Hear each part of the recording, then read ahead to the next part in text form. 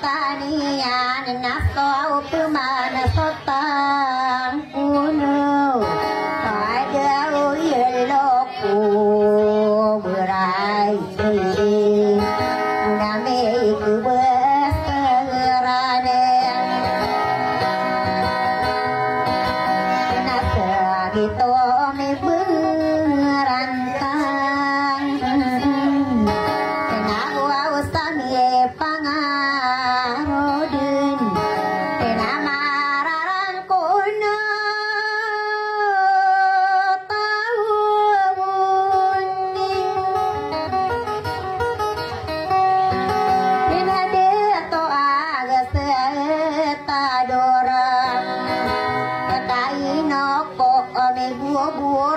di sana menari nano wa barato kade aim pidain sapang layan sasenang kagi inapang depatan apa nana de masanunut karang kono satu nganeling ya kapek tadi mirone ada to apa latino maya parisi dintin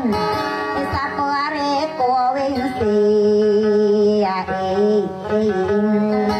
lada pepi arasen ya radia amude sadia ila bayan minum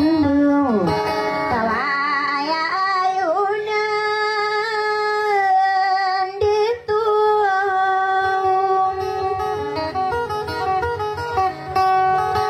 aku ladu buah di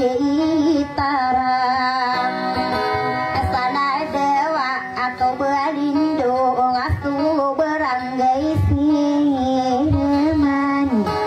saman diwan nagemi numbau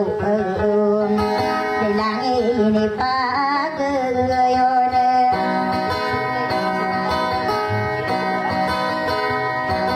bela di atika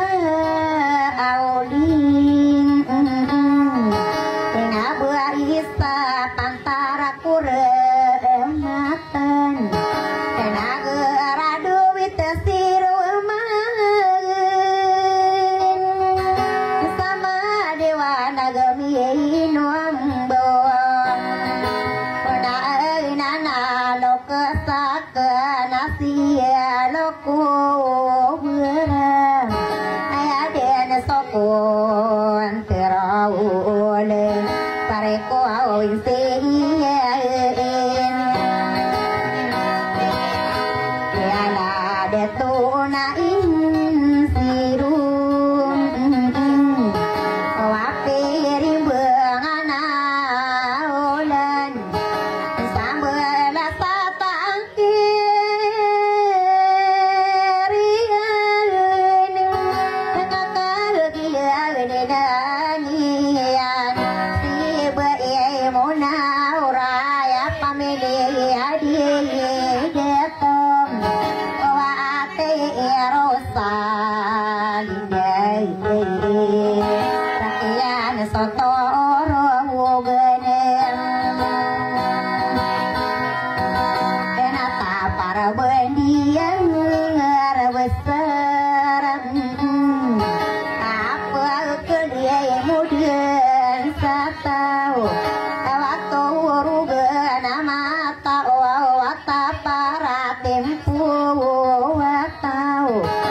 nage yana sopi segi ya si bae mona urai